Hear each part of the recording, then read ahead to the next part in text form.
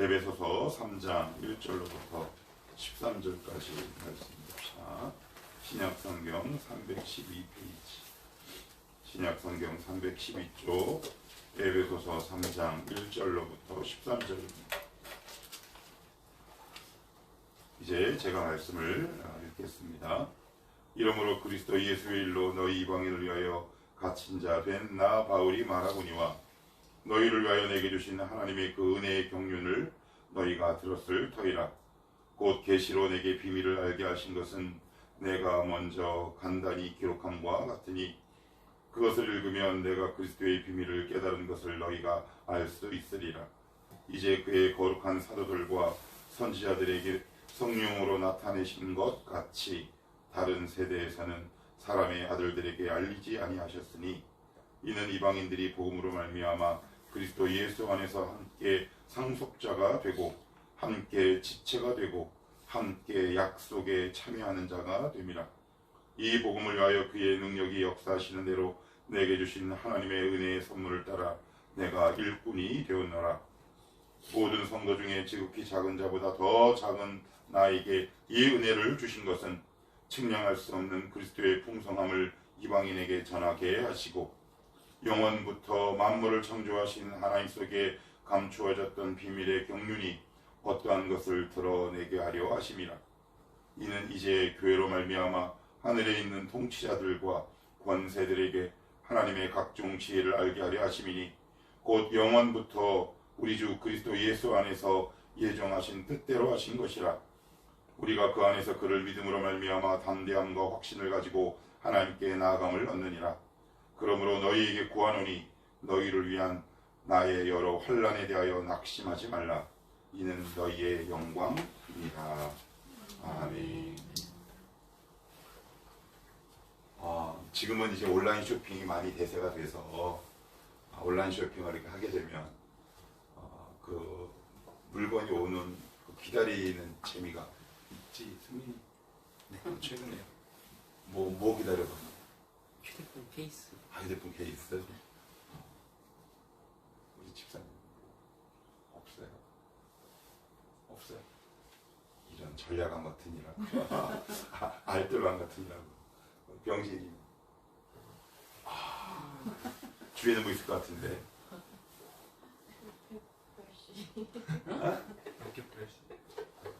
식자재.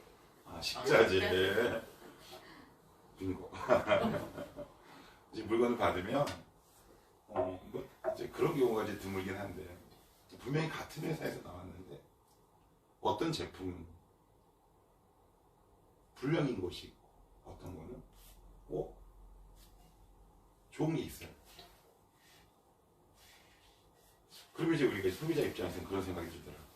야, 이거 뭐 같은 제품, 같은 회사에서 나왔는데 이렇게 제품의 질이 달라. 이렇게 생각할 때가 되게 많아요. 제가 갑자기 이 말씀을 드리는 이유는 제가 요즘 이제 아침 기도에 그리고 이제 한 교회를 섬기는 책임지고 있는 목사로서 이제 매일매일 말씀을 준비하다 보면 그런 생각이 참 많이 드는 것 같아요. 어떤 생각이냐면 2000년 전에 바울 사도와 그 초대교회 성도들이 믿었던 복음과 지금의 복음은 왜 이렇게 차이가 날까? 어디서 이 복음이라는 이 놀라운 제품이 불량이 됐을까? 라는 생각을 참 많이 하게 돼요. 그럼 어떤 게 진짜일까? 그리고 어떤 게 더 좋은 걸까? 이런 고민들을 늘 하게 됩니다. 오늘 제가 읽어드린 이 말씀은 에베소서, 빌립보서, 골로새서, 빌레몬서와 더불어 옥중서신이라고 불러요. 그 이야기는 빵에서 쓴 거예요. 깜빵에서. 그런데 헬라어의 그 말을 보면 여러분이 그런 거 있죠. 사람마다 말투가 있고, 그죠? 글마다 문체가 있어요. 근데 사도 바울의 글을 읽다 보면 이 우리가 지금 읽은 이 성경은 몇 번 돌아온 거예요. 첫 번째 헬라어, 라틴어, 영어, 한글. 그러다 보니까 원작 작자, 원저자, 사도 바울의 문체가 적나라하게 드러났을까요? 아니면 조금 감소가 됐을까요? 감소가 될 수밖에 없어요. 그런데 이 헬라 원어 그 주석을 살펴보면 사도 바울이 그 쓴 서신서마다 문체가 좀 달라요. 디모데후서 같은 경우에는 인간적인 감정에 호소를 해요. 네가 올 때 두루마기도 좀 가져오고 외투도 좀 가져다 다오. 그게 참 너무 그렇잖아요. 그죠? 우리가 생각하는 사도 바울하면 강골인데 내가 지금 너무 추우니 외투를 좀 가지고 와다오. 올 때 드로아 가보에 있었던 두루마리 책도 좀 가져와 다오. 이런 인간적인 면이 보이는 서신서가 있는 반면에 그 외에 교리를 설명하는 서신서에서는 사도 바울이 굉장히 강력하게 얘기해요. 그런데 제가 앞에서도 말씀드린 것처럼 에베소서는 감옥에서 쓴 서신이라는 거예요. 그러니까 인간적으로 나약해지고 연약해질 수밖에 없어요. 그런데 오늘 이 문체를 보면 사도 바울은 우리 한글에는 그렇게 써 도드라지게 나타나 있지는 않지만 되게 강력하게 이야기를 해요. 그러면 사도 바울이 이 감옥에 갇혔다면 우리가 생각하는 인간적인 보통의 이미지는 나약하고 연약할 수밖에 없는데 왜 이렇게 사도 바울은 이 복음에 대해서 확신이 있었을까? 저 같으면 이랬을 것 같아요. 이렇게 해가지고 이제 문자로 교도소에서 요즘 문자가 되는지 모르겠지만 여보 다 죽어가는 목소리로 저 별명이 이영살이거든요. 저희 아내가 붙여준 별명이에요. 이영살, 이변덕 다 나온다. 저보고 그래. 니네 아빠 엄살이야? 여보 다 죽어가는 목소리로 나 있잖아. 뭐 이렇게 얘기할 것 같은데 사도 바울은 감옥에 갇힌 몸인데도 불구하고 그렇게 이야기하자. 뭔가 이유가 있을 것 같아요. 그죠? 사도 바울을 이끌어가는 뭔가 강력한 힘이 있을 것 같아요. 저는 그게 바로 사도 바울이 만났던 복음이다. 그런데 왜 그 당시 만났던 사도 바울이 만났던 예수님과 지금 내가 만나고 있던 예수와의 왜 이렇게 차이가 날까? 왜 이렇게 품질의 차이가 날까? 하나님이 발성을 잘못하셨나? 중간에 물류센터에서 뭔가 잘못된 물건이 들어왔나? 뭐 이런 생각 들어요. 그래서 사도 바울이 지금 3장 1절에 이렇게 이야기를 하고 있어요. 같이 한번 읽어볼까요? 자, 시작. 이러므로 그리스도 예수의 일로 너희 이방인을 위하여 갇힌 자 된 나 바울이 말하거니와. 여기 나오죠. 갇힌 자 된, 이게 지금 어디에 갇혔다는 얘기예요? 교도소에. 안방에 지금 갇혀서 이 서신서를 쓰고 있는 거. 그런데 우리가 이렇게 쭉 봤지만 이 서신서의 내용을 보면 굉장히 확신에 차 있고 그리고 감격에 차 있고 기쁨에 차 있어요. 이어서 이렇게 볼게요. 2절. 너희를 위하여 내게 주신 하나님이 그 은혜의 경륜이란 말 교회 안에서 많이 쓰죠. 근데 무슨 말인지 되게 말이 어렵죠. 그래서 딱 이렇게 정리하는 겁니다. 한번 따라해 볼게요. 하나님의 계획과 하시는 일. 요걸 경륜이라고 얘기를 해요.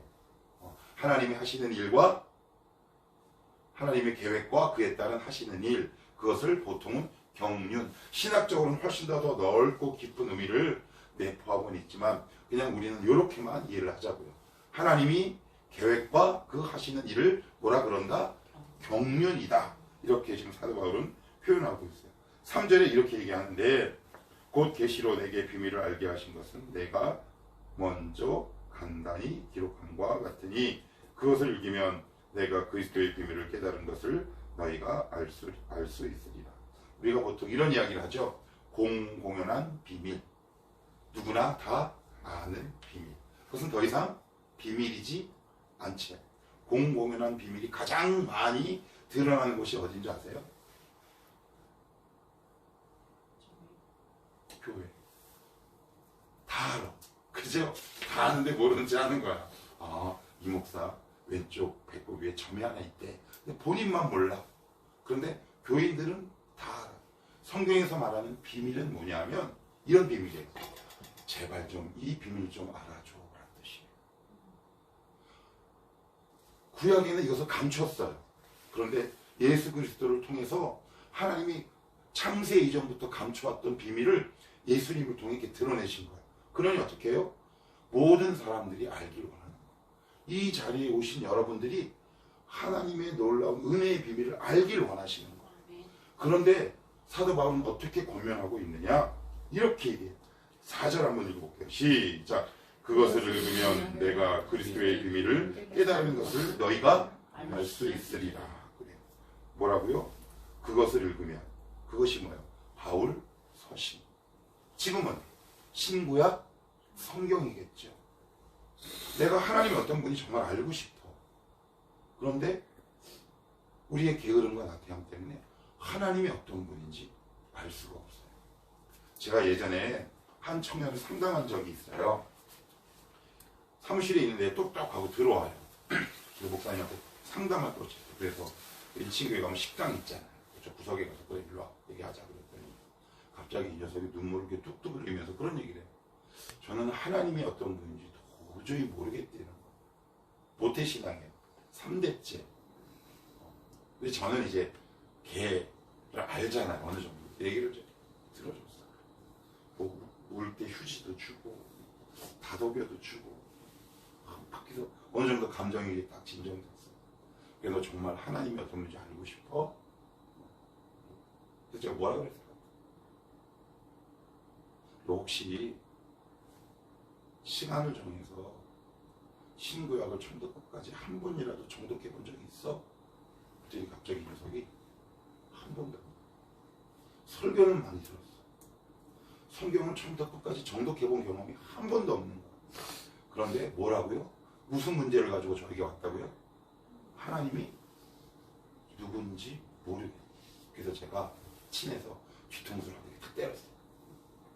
너 처음부터 끝까지 하나님의 말씀을 정독해 본 적이 있는 거야. 성경을 읽어내지 않는데 어떻게 하나님이 어떤 분인지 네가 인격적으로 알고 만날 수 있니? 내가 성경 일독표를 줄 테니까 처음부터 끝까지 한번 읽어. 근데 이 녀석이 나중에 이야기하더라고요. 목사님이 시원한 대답을 내지 않으면 교회를 떠나는 거야. 큰일 난 거야. 그래도 이 못난 놈이 한 영혼을 구원했네. 그러고 나서는 그 녀석이 제자를 놓고 성경 읽으면서 얼굴에 기쁨이 넘치기 시작하더라고요.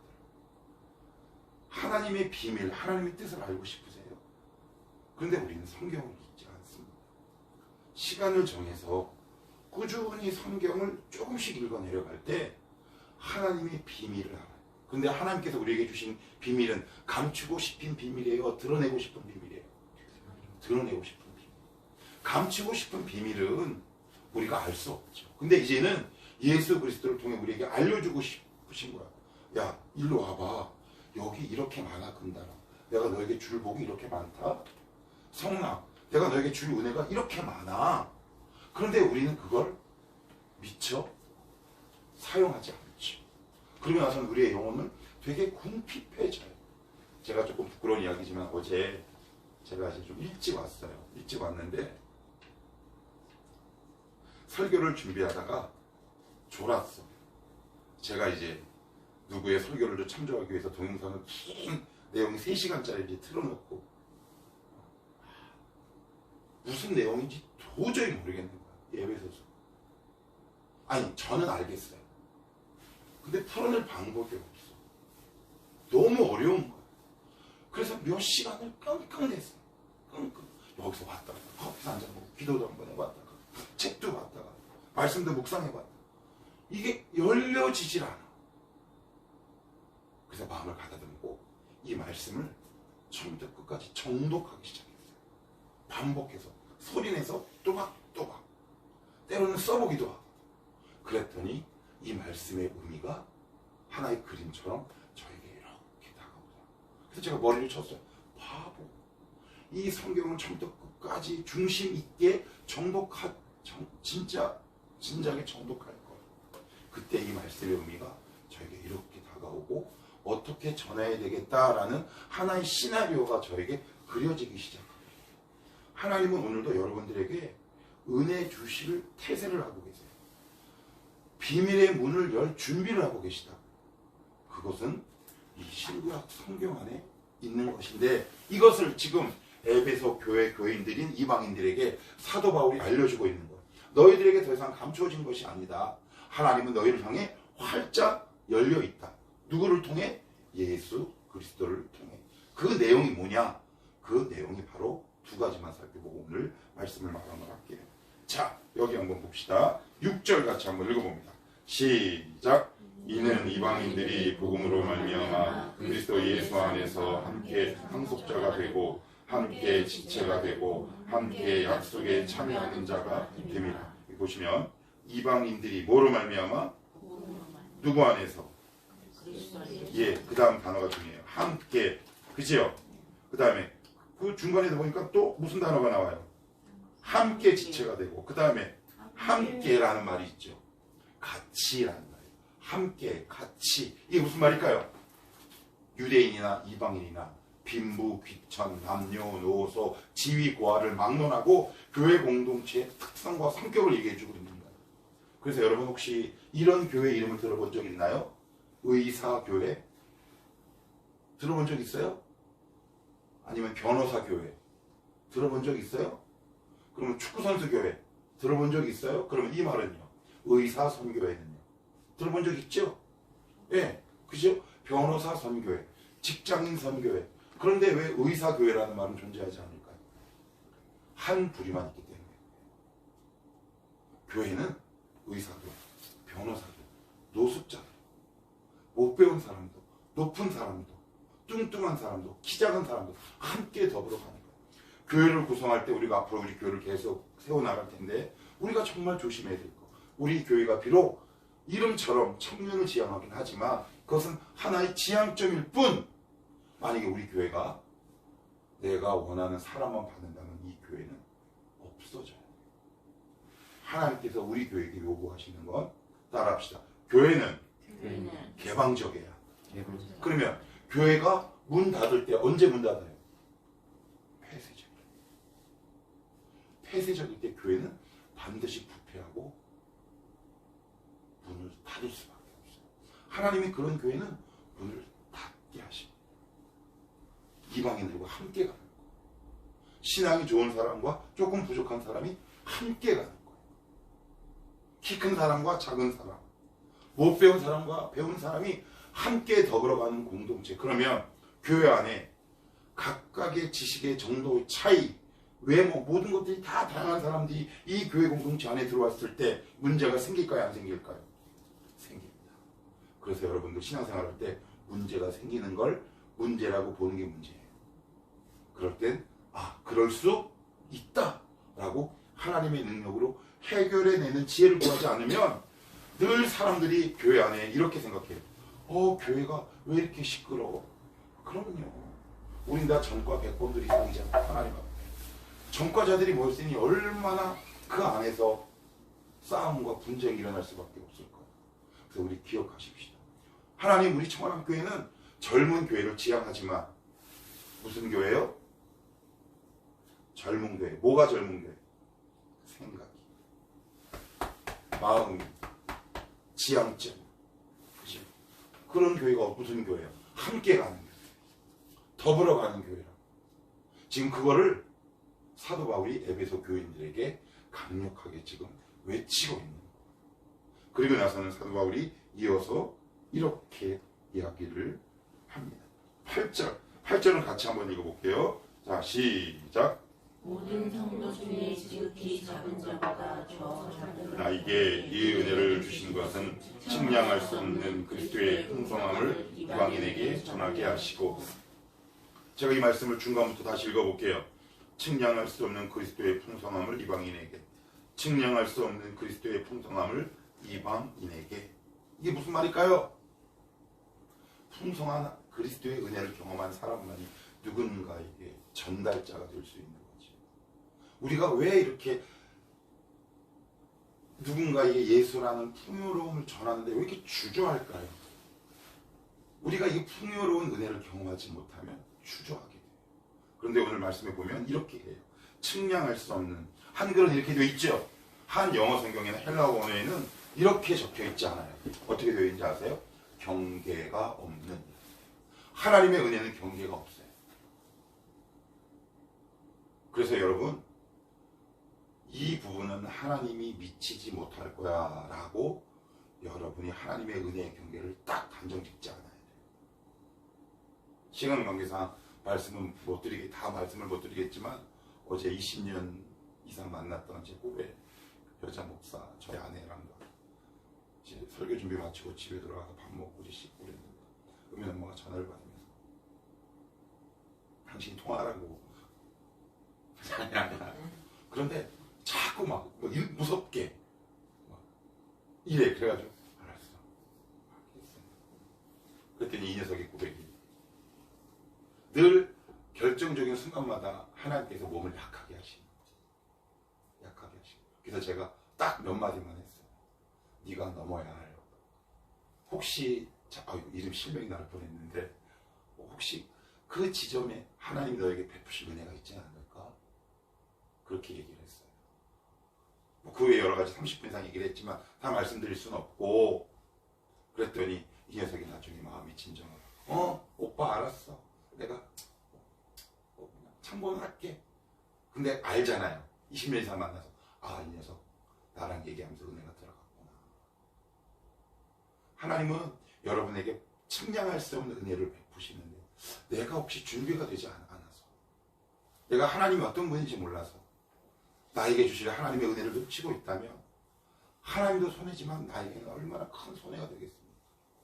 그래서 그리스도 신앙생활, 믿음생활이라는 것은 이 말과 저는 동의어라고 생각해요. 풍성함.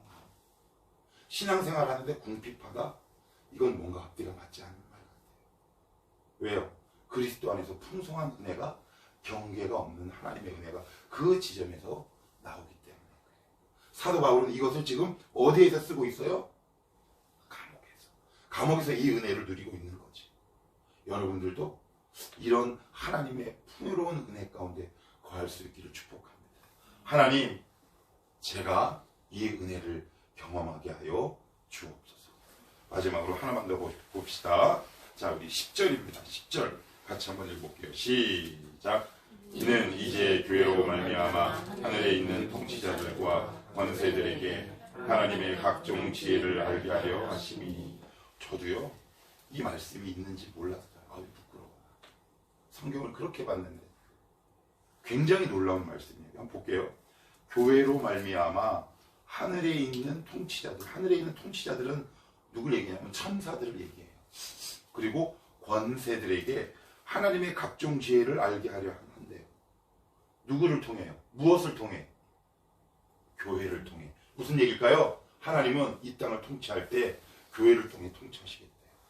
하나님의 대리 통치기관이에요. 그 구성원을 이루고 있는 게 여러분이라고. 여러분들이 하나님 앞에 이런 질문을 한번 해보세요. 하나님, 저 이 땅에 왜 보내셨나요? 나는 너를 통해 이 땅을 통치하려고 너를 이 땅에 보낸 거야. 너를 통해 이 땅을 다스리게 하려고. 이게 얼마나 놀라운 특권입니까? 그 교회 구성원 가운데 하나가 바로 여러분과 저희라고 오늘 사도 바울은 얘기하고 있는 거예요. 그러니 교회 자체가 소중해요. 제가 이 청월함교회를 섬기면서 점점 교회에 대한 자긍심이 높아져요. 우리 교회의 크기에 대해서 전혀 기죽지 않아요. 왜 그런 줄 아세요? 교회의 본질을 제가 점점 알아가기 시작했거든요. 크든 작든 하나님이 세우신 교회는 하나님이 위임한 대리 통치기관이다. 그러니 그 속에서 우리는 자부심과 자긍심을 가질 수 있어요. 여러분들은 이 자긍심을 가질 수 있어요. 여러분들을 통해 하나님이 이 땅을 통치해가기 시작해요. 이 땅의 재물, 이 땅의 사회, 이 땅의 제도를 이 교회를 통해 통치해가기 시작한다라고 성경은 우리에게 증거하고 있어요. 그 구성원으로 저와 여러분을 부르신 거예요. 그래서 제가 앞에서도 말씀드린 것을 이 부분에서 다시 한번 말씀드리면, 교회의 가장 존재의 목적은 뭐냐 하면 선교예요.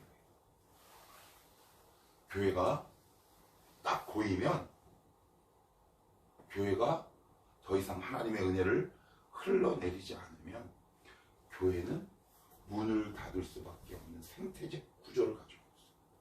물질도 흘려보내요. 사람도 흘려보내요. 그리고 복음도 끊임없이 흘려보내야 돼요.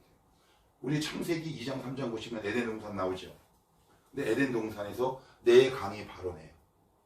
그런데 그 강줄기엔 뭐가 있었냐면 보석이 있었대요. 무슨 얘기예요? 에덴 동산은 교회의 원형이라는 말이에요. 에덴 동산에서 흘러가. 교회는 흘려보내는 곳이에요. 은혜도 흘려보내고, 물질도 흘려보내고, 때로는 사람도 흘려보내고, 복음을 흘려보내고. 그래서 우리끼리 좋아하지 말고, 아까 우리 살펴봤죠? 함께 좋아하고, 서로 좋아하는 교회 공동체. 그 교회 공동체가 바로 하나님이 요구하시고 원하시는 공동체. 그 구성원으로 대리 통치 기관의 한 일원으로 저와 여러분을 불러주신 거예요. 얘들아, 내가 이 땅에 너희를 보낸 이유는 내가 내려갈 수는 있어. 박영등 목사가 쓴 책 가운데 이런 질문이 있어요. 하나님이 왜 이 땅에 직접 개입하시지 않는가? 그랬더니 그 박영등 목사가 이렇게 씁니다. 하나님이 이 땅에 직접 개입하시면 모든 인간은 하나님을 보는 순간 죽는다. 긍휼에 풍성하신 하나님은 직접 이 땅을 통치하시지 않고 우리를 보내신다. 그래요. 우리는 하나님의 대사고 사자다. 그치? 그러니 여러분들이 기죽고 살 이유도 없고, 오늘도 하나님께서 여러분에게 주신 다양한 기업과 직장 속에서 나를 이곳에 보내신 분은 하나님이시요. 내가 나를 통해 이곳에 은혜를 흘려보내고 이곳에 하나님의 복음의 빛을 전하기를 원하시는구나 라는 것을 깨달을 때 돈의 노예가 되지 않을 수 있고요. 물질의 노예가 되지 않을 수 있고요. 명예의 노예로 전락하지 않을 수 있다. 오늘도 이 사명을 가지고 여러분에게 주신 기업에서 하나님께서 여러분을 통해 통치하신다는 그 사명을 기쁘게 감당하는 저와 여러분 될 수 있기를 축복합니다. 기도합시다.